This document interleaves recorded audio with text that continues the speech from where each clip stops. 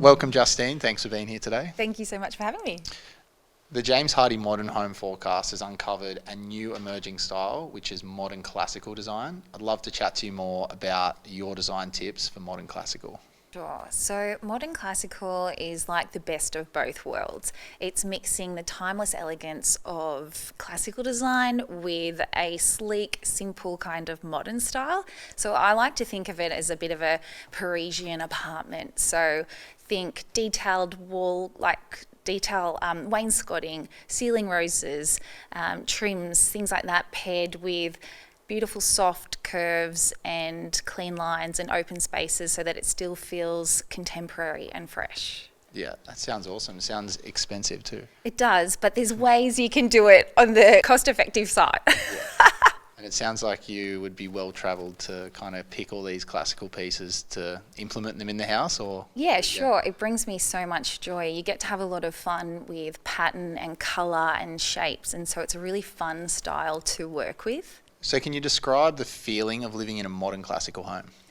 It's like living in a home that's both timeless and in the now. So it's pairing sophistication with comfort, and it just feels really elegant and grand, but also really soft and inviting. And what do you love about modern classical homes in particular?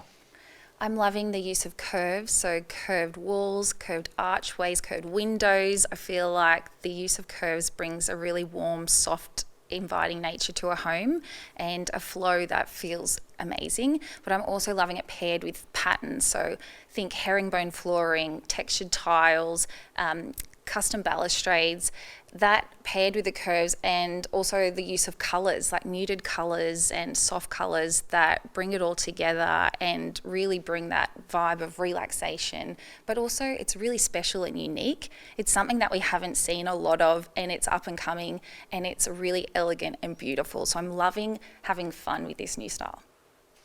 So how can modern classical homes be a haven for well-being? I think you can bring the outside in a lot with modern classical design. So I love how you can see a courtyard or a garden nook from inside in your living area, or think about overhead garden beds on exterior as well as inside. Bringing that outdoors in makes you feel calm and serene, and is a real connection to the environment, which I'm loving in the classical design. Yeah. And then I'm also loving the curves. Like, curves don't just come out of nowhere. They're coming from things in nature like waves, hills. Those things bring feelings of raw nature that naturally make you feel calm and relaxed. And then you've also got soft colours. So muted colours instantly make you feel serene and at peace. And that's what we're bringing in your home with this modern classical style. The home featured in the James Hardie Modern Home Forecast is a duplex. I know a thing or two about duplexes, and one thing or I guess the most important part of a duplex is resale. Can you tell us a little bit about some things that you do, particularly on a duplex, to get that resale efficiency and kind of the full combination from a development perspective? Sure. Well, you're the king of duplexes, so I feel like you're more equipped to answer this question. However, with us, we've really liked to make it a beautiful design that's unique and fresh, so it really appeals to a lot of people, but it's also super practical. We have, in this build alone, it's got, each house has the 4 bedrooms, so you could have 3 bedrooms and a study, as well as the 2 living rooms. So we kind of are marketing it at a space of, it could be either you're downsizing if you're retired, or you're even upgrading if you're a young family. We've kind of covered a lot of bases. We try and build them in a way that they're suitable to a lot of people. So 4 bedrooms, 2 living rooms, open kitchens, a little butler's pantry, as well as a cohesive facade that's really a showstopper. We love having a facade that really will stop you in your tracks, because even on the inside, you can go crazy on the finishes, but if you can get them in the door and then the quality is great inside, I think that's the biggest job that you can achieve.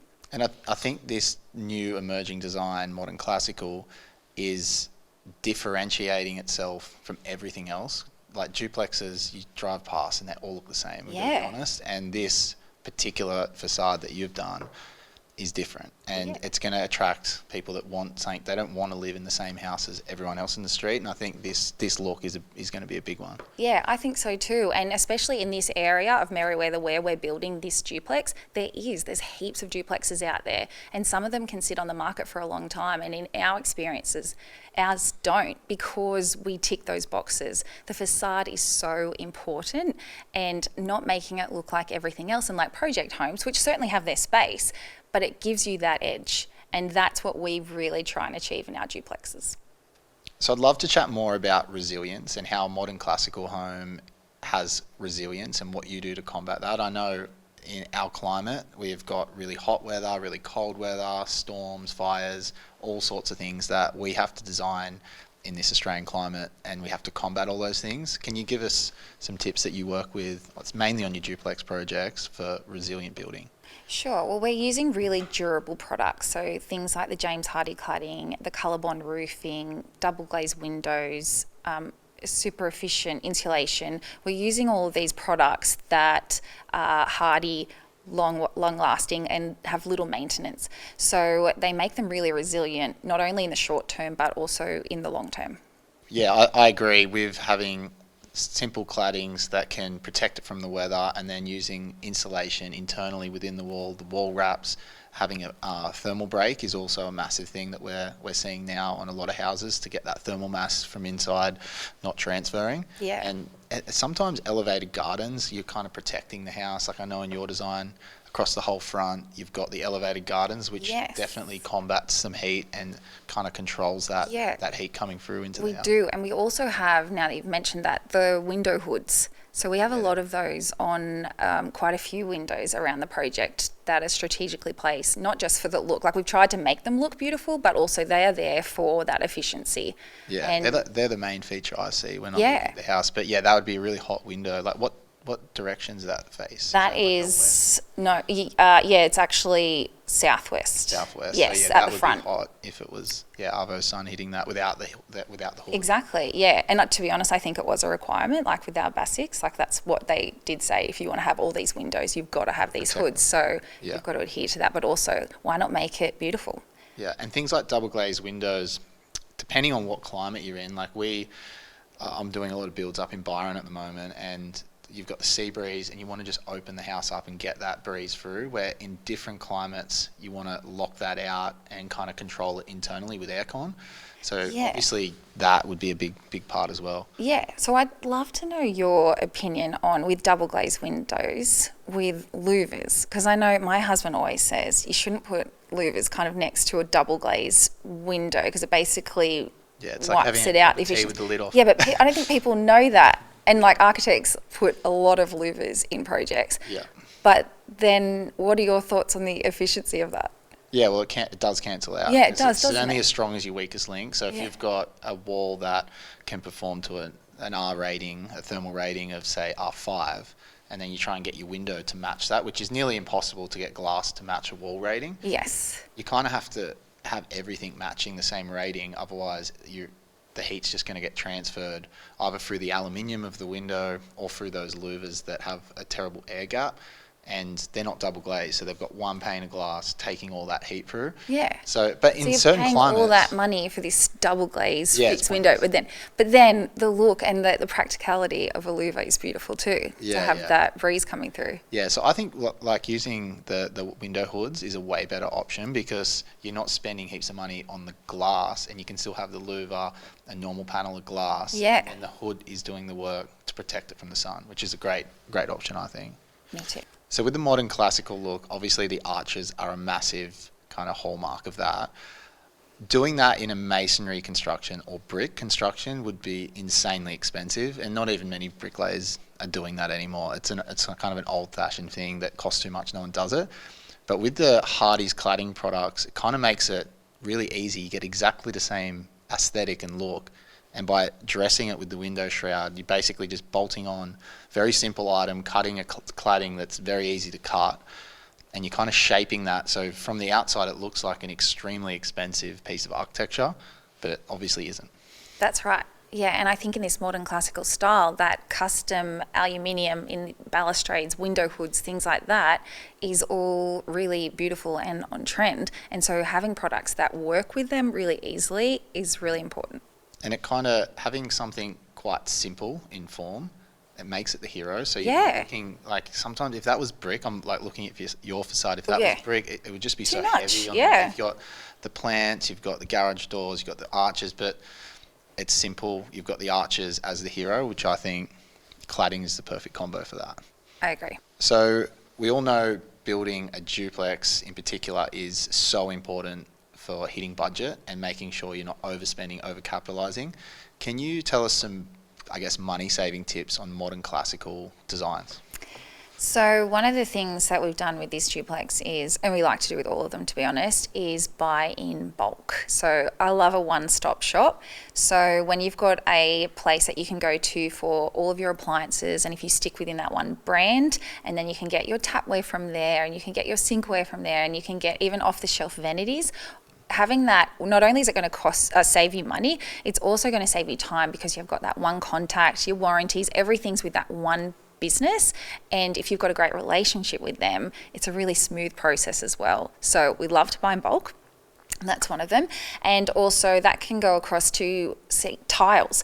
We can get beautiful tiles that are under $50 a square metre, and you can use those throughout. And if you feel like you need to elevate it, you can always bring in an option like a natural tile or a VJ cladding or even like a Venetian kind of wall. You can pair it with other things and still save money. So tiles, I love to save money there.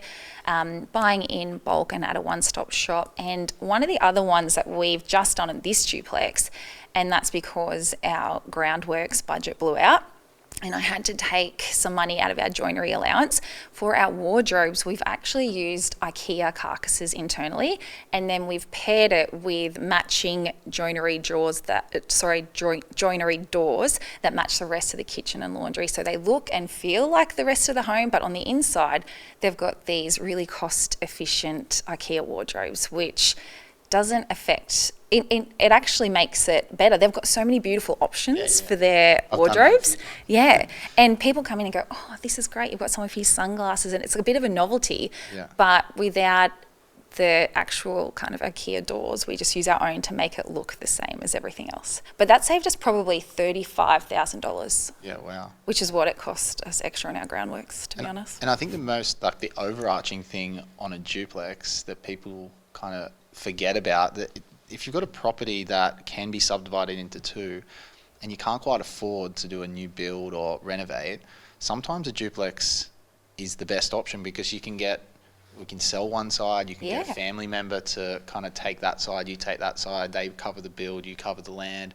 There's so many options, and with the housing crisis we have, there's not enough new houses for us to live in. So doing a duplex is a really good option. And whenever I stack it up against a new build, duplex wins every time on value for money, because what you can sell that second house for normally far outweighs the build cost, and what the house was worth before you started the build versus what the two houses were worth after. It's a massive difference. So definitely, if you can get one block with two homes on it, and you can plan and budget and make sure that the numbers all stack up, it's so beneficial. And so all of our investment properties now are purely duplexes because that's what we know works for us now. And eventually we'd love to be able to build them, keep one, sell one, build again, keep one, sell one. But for now, we're just selling them both as they are, and eventually hope to go down that path of keeping one and then creating this passive income. Yeah, and one thing I'm sure you've noticed now is the holding costs are extreme. It's wild.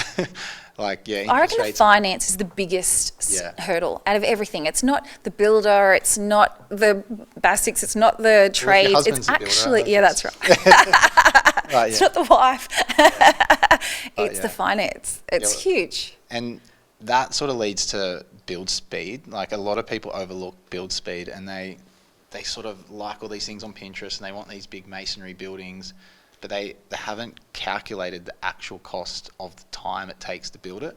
If you're using cladding that's pre-primed, ready to paint, you screw it on, you paint it the next day, and you drop the scaffold and it's super easy, that saves so much money when you calculate how much interest you're paying per week. Yeah, well, they've got to run alongside each other, don't they? Like, we always make sure that we always stick to our schedules. Like, I know yours are actually a lot faster than ours even. You've probably got a bigger team. But ours, they don't go over that 9-month period, because that for us is what we calculate all of our figures off. Yeah. And if it goes over, you're right, that finance, that interest, it actually can tip you into dangerous territory. So you have to be as efficient as possible. So things like the James Hardie cladding and things that are prepped, ready to go, are so important. So let's talk a little bit more about the specific cladding you used on this design for your project. On this one, we've paired the Stria fine texture along with the brushed concrete cladding. So it's got a really beautiful divide, but also a beautiful flow. But if you wanted to go a different option, you could even go, if you want to go that more rendered look, you could even go the James Hardie fine texture cladding for a modern classical vibe as well. We're using that on heaps of our projects. Yeah, it's the it's ultimate. very popular. Yeah, especially down the sides and the back of the house. It's just so quick. And Yeah. unless you're really close, you definitely cannot tell the difference between masonry or cladding, which is amazing. And all of the joins are expressed. So from a builder's perspective, it's impossible pretty much to get any callbacks, because masonry, you get cracks every time. Yes. But with this product, every joint's expressed and it gives it room for movement. So whatever settlement movement happens on that building, it happens on that joint and not in the middle of the sheet, which is really good as well from a buildability perspective. Yeah, that's right. Well, we've been using it for years now, and I can hand on heart say that we've never actually had to go back for a callback for any issues with the cladding. So that's why we continue to keep using it. So lastly, can you tell me what we expect to find in the modern classical handbook? The handbook is your go-to for help when you're trying to achieve that certain look. So it's going to give you information on how to pair certain materials, textures, styles to get the look that you're after. It's going to help you with cohesion, and that's what I find our clients, their biggest issue is cohesion. This handbook is going to take away that worry for you. So it's just that helpful tool to bring your vision to life. Yeah, and it's a tricky one. It's a new style Yeah. that isn't standard. I mean, I personally would love to see what's in there, because it's not something I do much of. So having that tips and tricks for everyone to do it at home is great. That's right, and I think it's really up and coming. That sort of European vibe meets new. Yeah. It's something that's here and it's going to stay. So this guidebook is going to help that happen.